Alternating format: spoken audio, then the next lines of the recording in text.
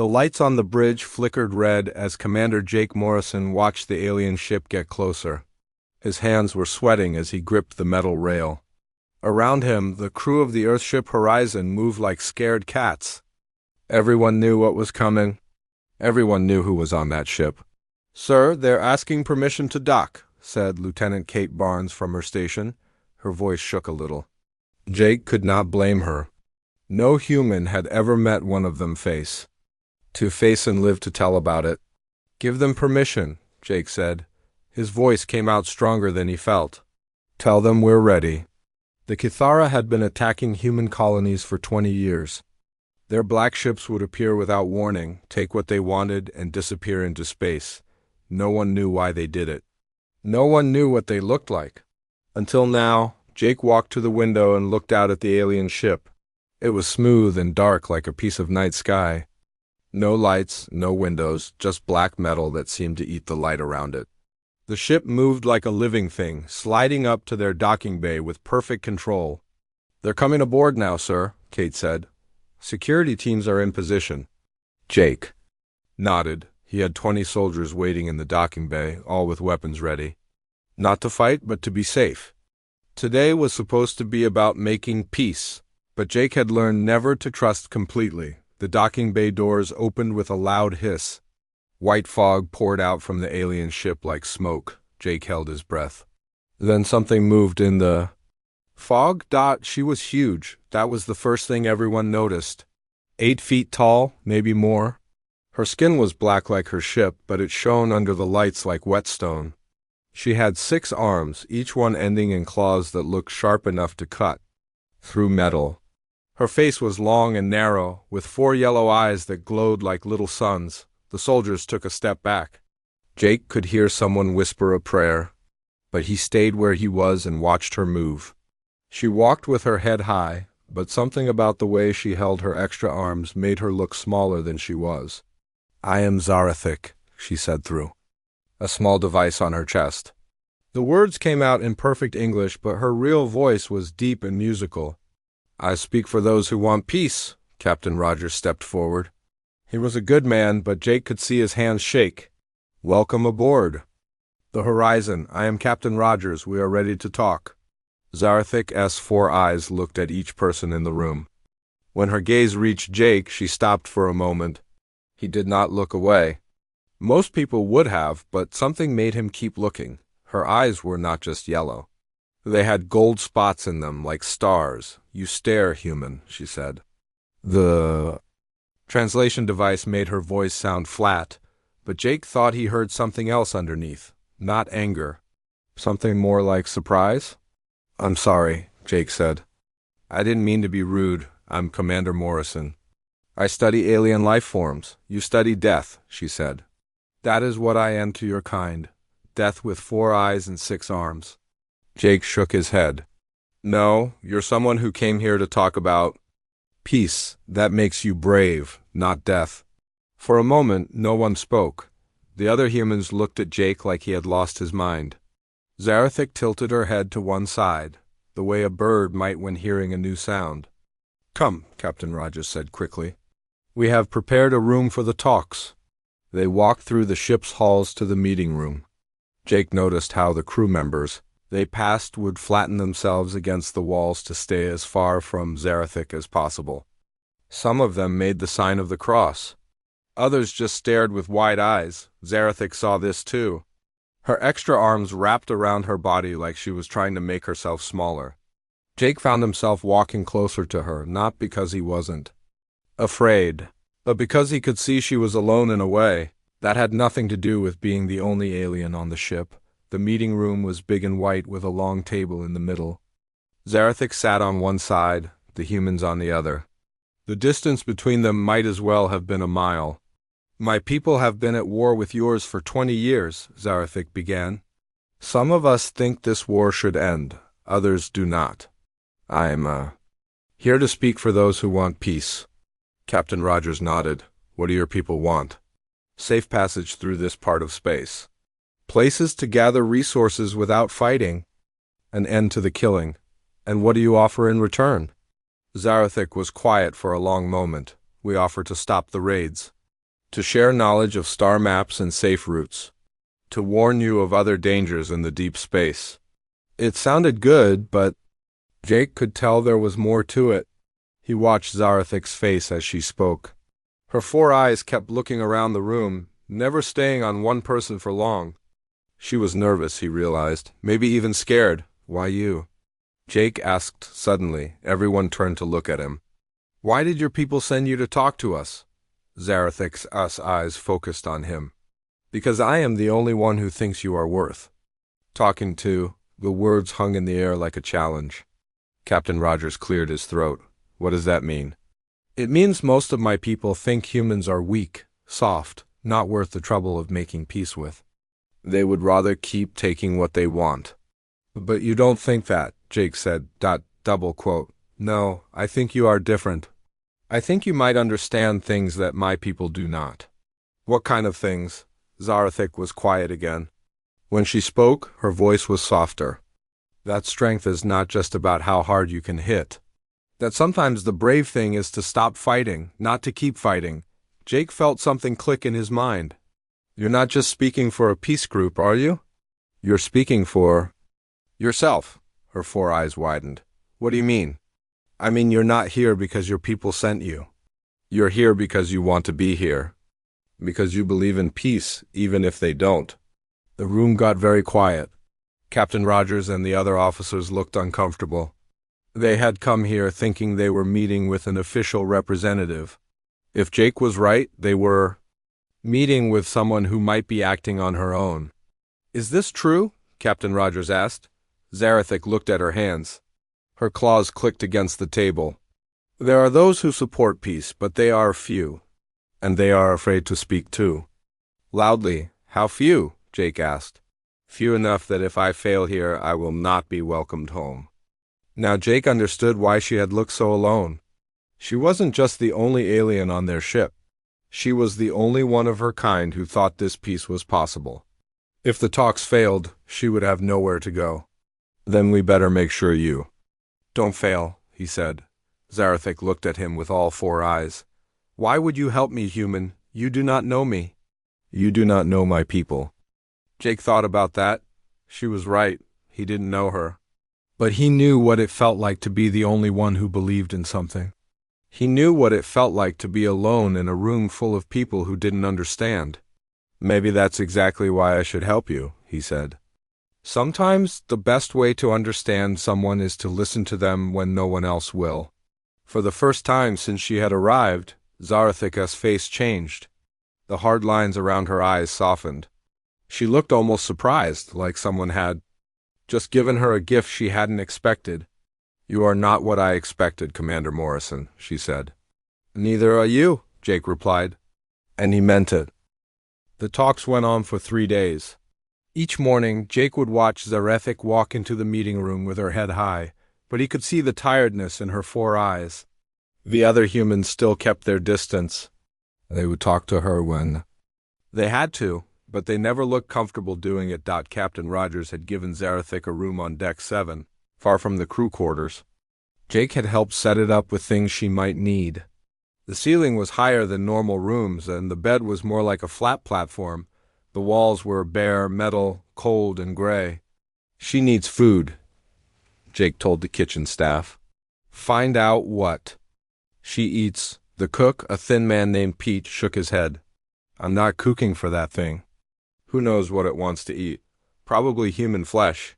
Her name is Zarathik, Jake said, and she's not a thing. She's a person trying to make peace. Pete looked at him like he was crazy.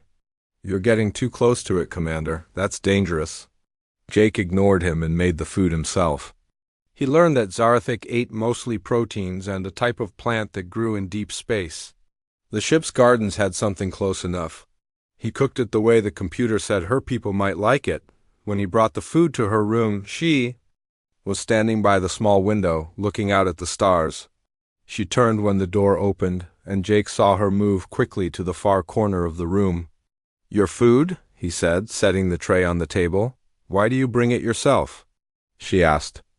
Are there not servants on this ship? We don't have servants, we have crew members. And I brought it because I wanted to make sure it was right. Zarathic moved closer to the table, but she kept watching him. You are not afraid of me. Should I be? Most of your people are. They whisper when I pass. They make signs with their hands. She touched the translation device on her chest. This tells me their words. They call me monster, demon, deathbringer. Jake sat down at the table. What do you call yourself? I am Zarathic. It means shadow of death in my language. That's not what I asked. I asked what you call yourself, not what your name means. She was quiet for a long moment. Then she sat down across from him.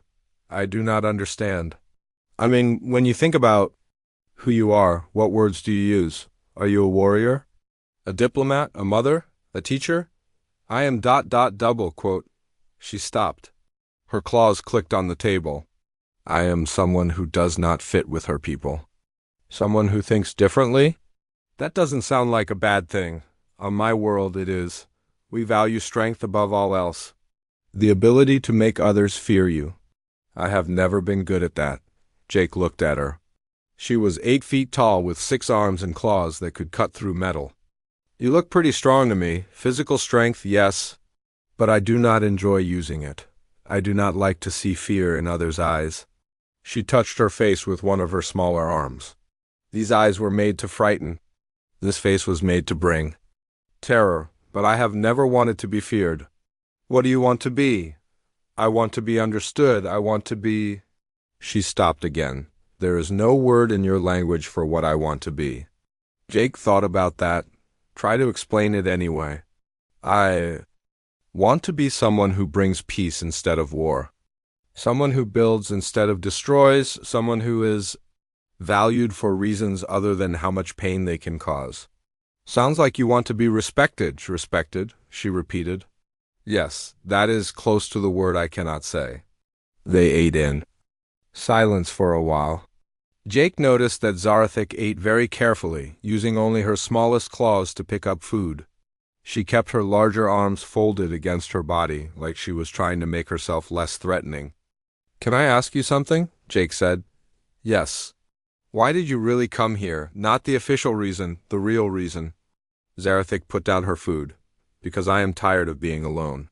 My people do not understand me. They think I am weak because I do not enjoy fighting. They think I am broken because I see beauty where they see only things to conquer. You see beauty in things? Yes, in the way stars dance around each other. In the patterns that planets make as they spin. In the way light bends through ice crystals. She looked at him. Do you think that is strange? No, I think it's wonderful. Wonderful? It means something that makes you feel happy and amazed at the same time. Zarathic repeated the word slowly. Wonderful. I like that word. That night, Jake couldn't sleep. He kept thinking about what Zarathic had said, about being alone, about wanting to be understood. He had felt that way himself sometimes when he was the only one who thought a dangerous animal was worth studying instead of killing the next day. The talks got harder. Captain Rogers was asking for things that Zarathic couldn't promise. Safe passage through Kithara space, access to their star maps, guarantees that other Kithara ships would honor the peace agreement. I cannot speak for all my people, Zarathic said. I can only speak for those who want peace. Then what good is this agreement? Asked Lieutenant Barnes. If your people won't follow it, we're wasting our time. Jake saw something change in Zarathic's face. Her 4 eyes got dimmer, like lights going out. Perhaps you are right. Perhaps this was a mistake. No, Jake said quickly. Every peace has to start somewhere. Even if it's just with one person. One person cannot stop a war, Captain Rogers said. One person can start a peace, Jake replied. Every big change starts with someone brave enough to try something different. After the meeting, Jake found Zarathic in her room again.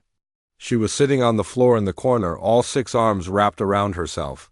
She looked smaller than he had ever seen her. Are you all right? He asked. I failed, she said.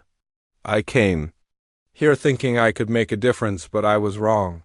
I am just one voice, and it is not enough. Jake sat down on the floor near her. Do you know what I do when I feel like that? What? I remember that every big thing is made up of small things. Every ocean is made of drops of water. Every mountain is made of tiny pieces of rock.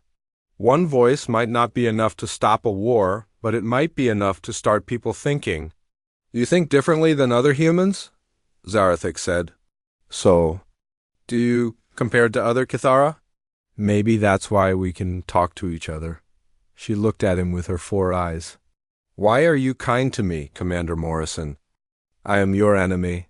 Are you? Are you here to hurt me or my people? No, then you're not my enemy. You're someone who's trying to do something difficult and brave. Your people do not see it that way. Some of them don't, but some of them are starting to. Jake stood up. Come with me, I want to show you something. He led her through the ship to the observation deck. It was a big room with windows on all sides, looking out at the stars. At this time of day, it was usually empty. Jake had planned it that way. Look, he said, pointing out the window. Outside, a solar storm was happening. Streams of colored light danced across the darkness, green and blue and gold. It was like watching the universe paint a picture. Beautiful, Zarathik whispered. Yes, Jake agreed. Do you know what causes it? Solar particles hitting the ship's magnetic field? That's right. But knowing the science doesn't make it less beautiful, does it? Zarathik pressed one of her hands against the window. No, it makes it more beautiful. Because it means the universe follows rules, but the rules can create something wonderful. They stood there for a long time, watching the lights dance. Jake noticed that Zarathik's own skin had patterns of light under the surface, soft glows, that pulsed in rhythm with her heartbeat. They were beautiful too, like stars under dark water. Commander Morrison, she said finally, you can call me Jake. Jake, why do you call the lights beautiful? Why do you call me ... not a monster? Jake thought about how to answer. Because I think beauty is about seeing things as they really are, not just as they appear to be. Those lights look like just pretty colors, but they're really the universe showing us how energy and matter dance together. And you look like something scary, but you're really someone who's risking everything to try to make peace. You see me, as I really am, I'm trying to. And what I see is someone who's brave and kind and alone, but doesn't have to be alone anymore. Zarathik turned to look at him. Her 4 eyes were bright again, like stars coming out after a storm. You are the first person who has ever said that to me. Then everyone else has been missing something important. As they watched the lights dance outside, Jake realized that something had changed between them. They weren't just a human and an alien anymore. They were 2 people who understood what it felt like to be different, and who had found someone who saw them for who they really were. Tomorrow the talks would continue. But tonight, for the first time since she had arrived, Zarathik didn't look alone. Jake started visiting Zarathik every evening after the peace talks ended for the day. He would bring her food and stay to talk. At first, other crew members thought he was just doing his job. But as the days passed, they began to whisper about how much time he spent with the alien. It's not natural, he heard someone say in the hallway. No human should be that comfortable around one of those things. Jake ignored them. He had learned more about Zarathik in a week than the peace talks had accomplished in months of preparation. She was not what anyone expected an alien warrior to be. Tell me about Earth, she said one evening as they sat in her room. What is it like to have a world with so much water? Jake smiled. It's blue from space, blue and white and green. The oceans are so big you can't see across them. And when the sun sets over the water, it turns everything gold. I would like to see that, Zarathik said softly. What is your world like? Her 4 eyes grew dim. Dark, the sun is old and weak. Most of the surface is rock and metal. We live in deep caves and underground cities. Everything is about survival. Is that why your people are always fighting? Because resources are hard to find? Partly. But mostly it is because we were taught that taking is easier than making. That fear is stronger than friendship. She looked at her claws.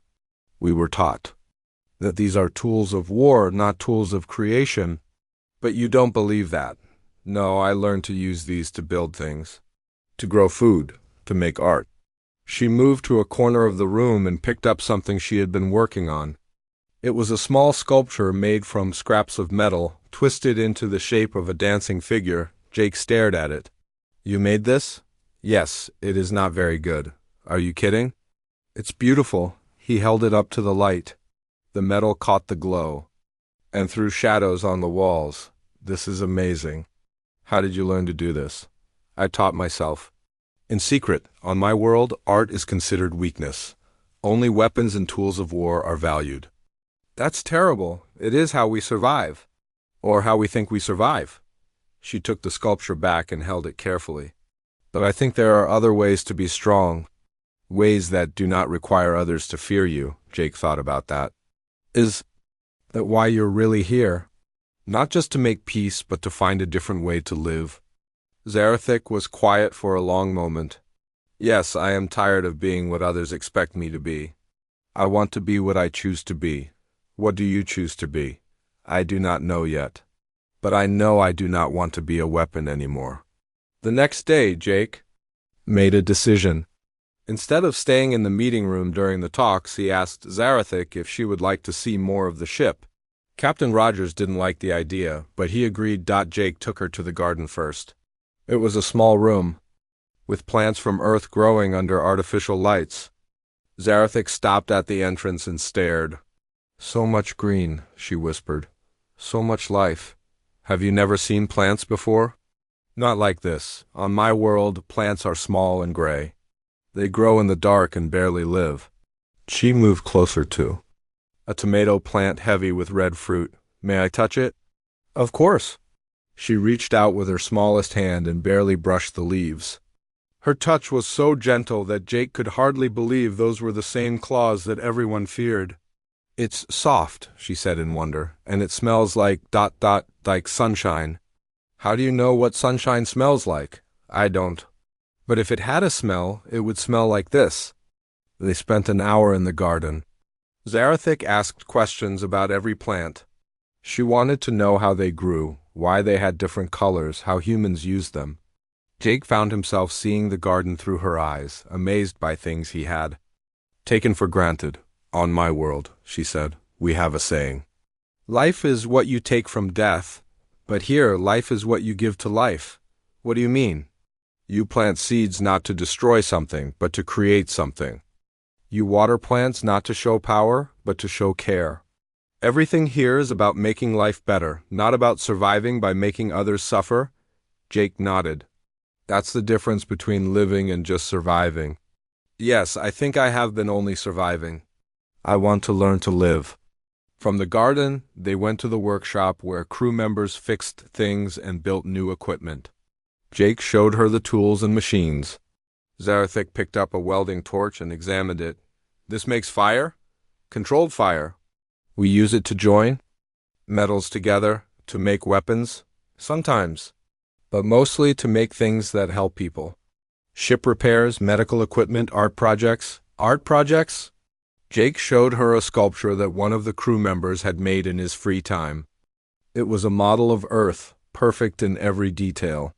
"This is what our world looks like from space." Zarathik studied it with all four eyes. "It is beautiful. Like the sculpture I made, but much better. Different, not better. Art isn't about being better than someone else. It's about showing how you see the world." "How do you see the world, Jake?" He thought about that. "I see it as a place full of things to discover. Every creature, every plant, every person has something to teach us. Even the scary things, especially the scary things." "Is that why you are not afraid of me?" "I'm not afraid of you because you're not trying to hurt me. You're trying to understand, just like I am." That evening, Jake brought something special to Zarathik's room. It was a small crystal he had collected from a mineral-rich moon years ago. It was clear as water, but caught light and threw rainbows on the walls. "This is for you," he said, placing it in her hands. She held it up to the light. The rainbows danced across her dark skin, making her look like she was covered in stars. "Why do you give me this?" "Because you told me about your sculpture. Because you showed me how you see beauty. I wanted to give you something beautiful in return." "I cannot accept this." "Why not?" Because I have nothing to give you in return, Jake smiled. You've already given me something. What? You've shown me what courage looks like. You came here. Alone, knowing your people might reject you. You're trying to change the way things have always been. That takes more courage than any weapon. Zarathik looked at the crystal, then at Jake. You see things in me that I do not see in myself. Sometimes it's easier to see good things in other people than in ourselves. Is that why you help me? Because you see good things? I help you because you're my friend. And friends help each other. Friend, she repeated the word slowly. I have never had a friend before. Well, you do now. For the first time since he had known her, Zarathik's face changed completely. The hard lines around her eyes softened. Her mouth, which had always been set in a straight line, curved upward in what could only be called a smile. Friend, she said again. I like this word. The next few days changed everything. Word spread through the ship that Commander Morrison was spending time with the alien. Some crew members thought he was crazy. Others started to get curious. What's she really like? Asked Dr. Lisa Park, the ship's medical officer. She's intelligent, artistic, kind. She's nothing like what we expected. But she's still dangerous. Right? Those claws, those teeth? A kitchen knife is dangerous too, but that doesn't make the cook a killer. Zarathik chooses not to use her natural weapons to hurt people. That makes her safer than a lot of humans I know. Slowly, a few brave crew members started to nod to Zarathik when they passed her in the halls. She always nodded back, carefully and politely. Jake noticed that she had started walking with her head up again, not trying to make herself smaller, but not everyone was happy with the changes. Lieutenant Barnes cornered Jake after a meeting. You're getting too close to that thing, she said. It's affecting your judgment. Her name is Zarathik, and my judgment is fine, is it? You're spending every free moment with an alien who could kill you with one swipe of her claws. That's not normal behavior. Normal behavior is what got us into 20 years of war with her people. Maybe it's time to try something different. Different could get us all killed. Different could save us all. That night, Jake found Zarathik in the observation deck, looking out at the stars. She was holding the crystal he had given her, watching the light patterns it made. Penny for your thoughts, he said. I do not understand this expression. It means, what are you thinking about? I'm thinking about what will happen when I return to my people. They will want to know what I learned here, what I discovered about humans. What will you tell them? I will tell them that humans are not weak. That kindness is not the same as weakness. That there is strength in choosing to help instead of hurt. Do you think they'll listen? Some will. Others will not. But I think the ones who do listen will be the ones who matter. Jake sat down beside her. And what will you do after that? I do not know. I cannot go back to the way things were. I cannot pretend that I have not seen what I have seen here. You don't have to go back to the way things were. You can choose something new. What if I choose wrong? Then you'll learn from it and choose again. That's what life is about. Making choices, learning from them, and making better choices. Zarathik turned to look at him. You make it sound simple. It's not simple, but it's worth it. They sat in comfortable silence, watching the stars. Jake realized that something important had happened over the past few days. He had stopped seeing Zarathik as an alien and started seeing her as a person who was brave and kind and trying to find her place in the universe. Jake, she said finally. Yes? The warning came at dawn. Jake was in his quarters when the alarm started ringing.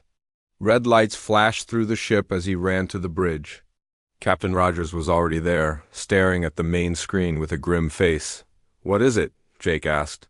Kithara. War fleet, Rogers said. 20 ships, coming fast. They're demanding we return their representative immediately. Jake felt his heart sink. On the screen, he could see the dark shapes moving through space like hungry sharks. Each ship was 3 times the size of the horizon, built for war and destruction. Where's Zarathik? Jake asked. In her quarters. I've posted guards outside her door. Guards to protect her or to keep her locked up? Rogers gave him a hard look. Both. We don't know what she might do when she sees her people coming. Jake ran through the ship to Deck 7. Two soldiers stood outside Zarathik's door with weapons ready. They nodded to Jake as he passed, but he could see the fear in their eyes. Inside her room, Zarathik was standing by the window, watching the approaching fleet. She didn't turn when Jake entered. "They have come for me," she said quietly. "Yes, 20 ships. That is more than I expected. They are very angry." Jake moved to stand beside her. "What will happen when you go back?" "I will be judged for my failure. The peace talks did not succeed the way they wanted. They will say I was weak, that I let humans trick me. But you weren't tricked, you made a choice." "Yes, I chose to see humans as people instead of enemies. I chose to believe peace was possible." She touched the crystal Jake had given her, which she wore now on a chain around her neck. "I chose to have a friend. Do they know about that? About us being friends?" Zarathik's 4 eyes grew dim. "They know everything. Kithara ships have sensors that can read brain patterns from far away. They know I have changed. They know I think differently now. What does that mean?" "It means they will try to fix me. Or if they cannot fix me, they will remove me." Jake felt cold. "Remove you? Execute me." "Death is the penalty for betraying your own kind. But you didn't betray anyone. You tried to make peace. To them, that is the same thing." The communication system crackled to life. Captain Rogers' voice filled the room. "Commander Morrison, report to the bridge immediately." Jake looked at Zarathik. "I have to go, but I'll be back." "No," she said. "You should stay away from me now. When my people take me, you do not want them to think you are involved." "I don't care what they think. I care. I do not want you to be hurt because of me." Jake wanted to argue, but the communication system called his name again. He squeezed Zarathik's hand gently, careful of her claws, and left for the bridge. The main screen now showed the lead Kithara ship up close. It was massive and covered in weapons. Captain Rogers was talking to someone, but Jake could only hear one side of the conversation. "Yes, she is here. Yes, she is unharmed." "No, we have not forced her to do anything." Rogers looked tired. The Kithara commander was probably not easy to talk to. "They want her back now," Rogers told Jake. "No delays, no negotiations. Just send her over and they'll leave." "What did you tell them?" "That we'll comply. We have to. 20 warships, remember?" "But if we send her back, they'll kill her." "That's not our problem." Jake stared at him. "Not our problem? She came here trying to make peace. She risked her life to talk to us. And now we're just going to hand her over to die? She's not human, Morrison. She's not our responsibility." "She's a person. That makes her everyone's responsibility." Rogers shook his head. "You've gotten too close to this. You're not thinking clearly." "I'm thinking more clearly than I ever have. We can't do this. We don't have a choice." But Jake was already walking away. He had made his own choice, and it wasn't the safe one. He went back to Zarathik's room. The guards tried to stop him, but he pushed past them. Inside, Zarathik was packing her few belongings into a small bag. "They are sending me back," she said without looking up. "I know. But what if you didn't go?" "What do you mean?" "What if you stayed here? What if you asked for asylum?" Zarathik stopped packing. "Asylum? Protection? Safety? The right to stay here instead of going back? Humans would do that? Protect me from my own people?" "Some humans would, I would." She turned to face him. "And that would mean war. If my people cannot take me back, they will fight for me." "Let them fight. We'll fight back." "You would risk war to save me?" Jake thought about that. It was a big question. War meant people would die. Ships would be destroyed. Families would be broken apart. All to save one alien who most people still saw as a monster. "Yes," he said, "I would." "Why?" "Because you're worth it. Because peace starts with protecting the people who want peace. Because you're my friend, and I don't abandon my friends." Zarathik dropped her bag. For a moment she just stared at him with all 4 eyes. Then she did something she had never done before. She reached out with all 6 arms and hugged him. It should have been terrifying. Her claws were inches from his neck. Her strength could have crushed him easily. But Jake felt only warmth and gratitude and the trembling of someone who had never been protected before. "No one has ever risked anything for me," she whispered. "Then it's about time someone did." They were interrupted by the sound of heavy footsteps in the hallway. Captain Rogers entered with 4 soldiers behind him. "Morrison, step away from the alien. Her name is Zarathik. I don't care what her name is. She's going back to her people. Now, what if she requests asylum?" Rogers laughed, but it wasn't a happy sound. "Asylum? She's not a refugee. She's an enemy agent. She's someone who came here in peace and is being sent back to die.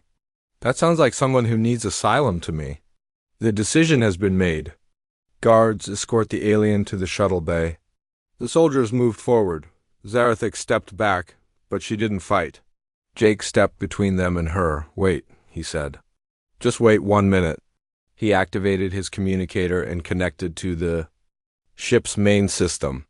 His voice would now be heard throughout the entire ship. "This is Commander Morrison. I'm speaking to all crew members of the Horizon. Right now, we are about to send someone back to her people to be executed.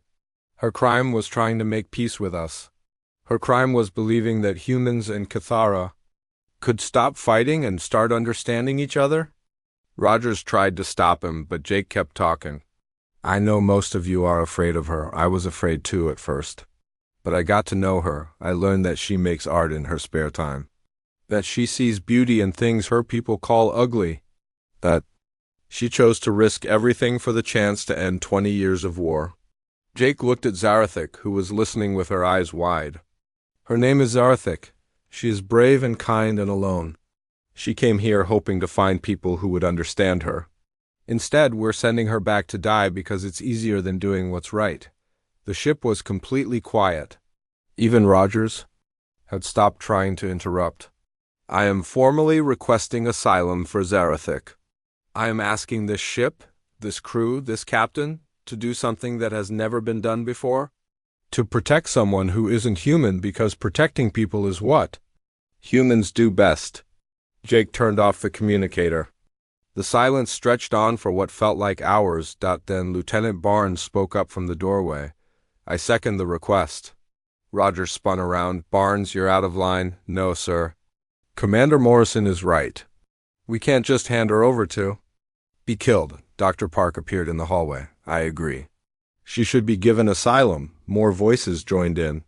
Engineers, technicians, even some of the security team. One by one, they spoke up for Zara. Single quote stage. EK. Rogers looked around at his crew, his face red with anger. "This is mutiny." "No," Jake said. "This is humanity." The captain was quiet for a long moment. Then he activated his own communicator. "This is Captain Rogers to the Cathara fleet. We have received a formal request for asylum from your representative. We are prepared to grant this request under human law." The response came immediately, a harsh voice speaking in the Cathara language. The translation came a moment later. "They say that's not acceptable. They demand her return. Tell them she is under human protection now. If they want her, they'll have to go through us." Another long exchange in Cathara. Then the translator spoke again. "They say this means war." Rogers looked at Jake, then at Zarathik, then at his crew gathered in the hallway. "Tell them," he said slowly, "that some things are worth fighting for." The communication ended. Through the window, they could see the Cathara ships moving into attack position. Jake took Zarathik's hand. "Are you ready for this?" "I am frightened," she said. "So am I, but we're not alone anymore." "No," she said, looking around at the humans who had chosen to protect her. "We are not alone." The war for Zarathik's freedom was about to begin. But for the first time in her life, she was surrounded by people who saw her as worth fighting for. That made all the difference. The battle lasted 6 hours. Jake had never seen anything like it. The horizon shook and trembled as enemy fire hit their shields. Sparks flew from control panels and the lights flickered on and off, but somehow they held their ground. "Shields down to 30%, Lieutenant Barnes called out from her station. "Return fire," Captain Rogers ordered. "All weapons." Jake stayed on the bridge, watching the fight unfold on the main screen. The human ship was smaller and faster than the Cathara vessels, but there were 20 of them and only one horizon. It should have been hopeless, but then something unexpected happened. 3 Cathara ships broke away from the attacking fleet and started firing on their own people. "What's happening?" Rogers asked. The communication system crackled. A voice spoke. In Cathara, then the translator kicked in. "This is War Commander Veltar. We stand with the exile. We stand for peace." Jake felt his heart jump. There are others. Other Cathara who want peace. More ships joined the rebel group. Soon, the enemy fleet was split in half, fighting against each other instead of against the horizon. The battle turned into chaos as brother fought brother in the darkness of space. "Sir," Barnes said, "we're getting a priority message from Earth Command." Rogers nodded. "Put it through." Admiral Chen's face appeared on the screen. She looked tired and worried. "Captain Rogers, what is your status?" "We're under attack, Admiral. But we're holding our own. I've heard about your asylum request. The whole galaxy is talking about it. What were you thinking?" Rogers glanced at Jake, then back at the Admiral. "We were thinking that some things are more important than following orders, ma'am." Admiral Chun was quiet for a moment. "The government is meeting in emergency session. Half of them want to court-martial. You, the other half, want to give you medals. But that's not why I'm calling. Why are you calling, Admiral?" "Because 3 other Cathara peace groups have contacted us in the last hour. They're all asking for the same thing that your alien friend asked for. They want to talk." Jake stepped forward. "Admiral, permission to speak?" "Go ahead, Commander." Zarathik wasn't just representing herself. She was the first voice of something bigger. Something that was already happening in Cathara society. By protecting her, we're protecting the idea of peace itself. "That's a nice speech, Commander, but ideas don't win wars." "No, ma'am, but they do end them." The battle outside was winding down. Most of the Cathara warships had been destroyed or disabled. The peace faction, led by Commander Veltar, had won the day. But Jake knew this was just the beginning. Over the next few days, representatives from both sides came to the horizon. Not just military leaders, but diplomats, scientists, artists, and ordinary people who were tired of 20 years of war. The ship became a meeting place, a neutral ground where old enemies could try to become new friends. Zarathik was at the center of it all. The alien who had once been an exile was now the bridge between 2 worlds. She translated not just words, but ideas and feelings. She helped humans understand Cathara honor and helped Cathara understand human compassion. But for Jake, the most important moments were still the quiet ones, when he and Zarathik could talk alone. "You did it," he told her one evening as they stood in the observation deck, watching the peace ships arrive and depart. "We did it," she corrected. "I could never have done this alone." "Why didn't you tell me there were others like you?" "Other? Cathara who wanted peace?" "Because I did not know if they would be brave enough to act. Many people want change, but few are willing to risk everything for it. But they did risk everything. When they saw what you had done, they found their courage." Zarathik nodded. "That is how change happens. One person takes the first step, then others follow. But someone has to be willing to go first. And someone has to be willing to catch them if they fall." She looked at him with her 4 bright eyes. "Yes, that is what friends do." The formal peace treaty was signed 2 weeks later. Representatives from both species met in the Horizon's main conference room. Admiral Chen came from Earth to witness the historic moment. War Commander Veltar represented the Cathara peace faction. Jake watched from the back of the room as the documents were signed.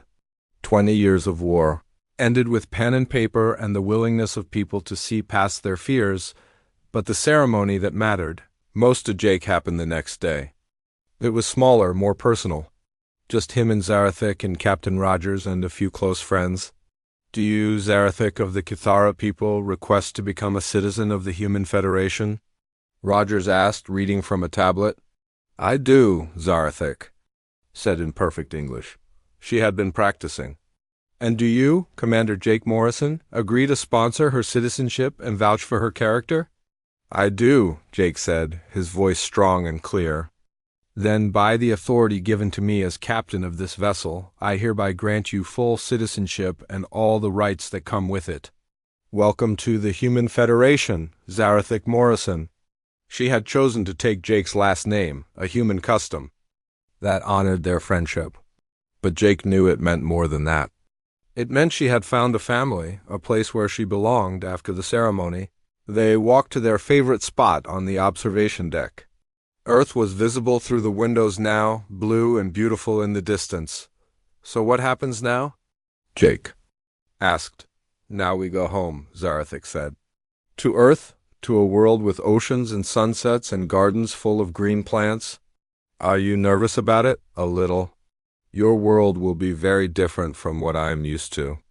Different can be good. Yes, she agreed. Different can be very good. They stood in comfortable silence, watching Earth grow larger as the ship moved toward home. Jake thought about everything that had happened, everything that had changed. Since that first day when a frightening alien had walked onto his ship. Can I ask you something? Zarathic said. Of course. That first day when I asked you why you called me beautiful, you never really answered me, Jake smiled. Yes, I did. I said you were beautiful because you chose to be more than what others expected. But that was not the real answer, was it? Jake thought about that. She was right. There had been more to it, something he hadn't been able to put into words at the time. The real answer, he said slowly, is that you were beautiful because you were brave enough to hope. You came to us believing that peace was possible, even when everyone told you it wasn't. You risked everything for the chance to end a war that had hurt both our peoples. That kind of hope, that kind of courage, that's the most beautiful thing in the universe. Zarathic was quiet for a long moment. When she spoke, her voice was soft with emotion. And you were beautiful because you were the first person to see that hope in me, the first person to believe it was worth protecting. They reached Earth a week later. As they walked down the shuttle ramp onto the landing platform, Jake saw crowds of people waiting to meet them. Some held signs welcoming the first Cathara citizen of Earth, others held flowers. Children pointed and stared in wonder at Zarathic's 6 arms and glowing eyes. Are you ready for this? Jake asked. Zarathic looked at the crowd, then at the blue sky above them, then at Jake. I am ready for anything as long as I do not have to face it alone. You'll never be alone again, Jake promised. That's what friends are for. As they walked forward together into their new life, Jake realized that they had answered the question that had started it all. Why do you call me beautiful? Human? Because beauty isn't about what you look like on the outside. It's about the courage to be yourself, the strength to hope for something better, and the wisdom to see that difference isn't something to fear, but something to celebrate. Behind them, more ships were arriving from Cathara space, more exiles, more peace seekers, more people ready to start over in a world where being different was not a crime, but a gift. The war was over. The peace had begun. And it all started with one simple question and one human who wasn't afraid to answer it with kindness instead of fear. Years later, when historians wrote about the end of the human Cathara War, they would call it the Horizon Incident. They would talk about strategic decisions and political negotiations and military tactics, but Jake knew the real story was simpler than that. It was about a lonely alien who asked why someone called her beautiful and a human who took the time to show her the answer. Sometimes the biggest changes in the universe start with the smallest acts of kindness, and sometimes the most beautiful thing you can do is help someone else see their own beauty